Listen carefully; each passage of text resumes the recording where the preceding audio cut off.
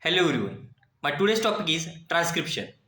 Transcription is the process by which genetic information encoded in DNA is converted into RNA.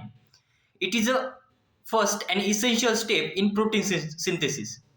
This is a critical step in the central dogma of molecular biology, which states that DNA is transcribed into RNA, which is then translated into protein.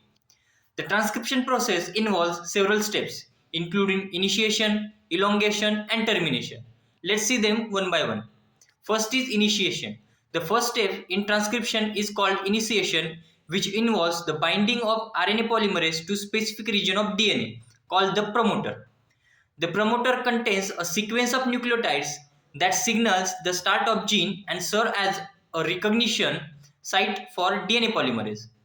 Once RNA polymerase has bound to the promoter, it begins to unwind the DNA double helix, exposing the template strand. The second is elongation. Once the RNA polymerase has bound to the promoter and exposed the template strand, it begins to synthesize RNA by adding nucleotide to the grooving RNA chain. RNA polymerase moves along the template strand in a 5' to 3' direction, adding complementary nucleotides to the 3' end of the grooving RNA strand. As it moves along the template strand, RNA polymerase continues to unwind the DNA double helix ahead of it and rewinds it behind it. And the final step of transcription is termination, which occurs when RNA polymerase reaches a specific sequence of nucleotide called the terminator.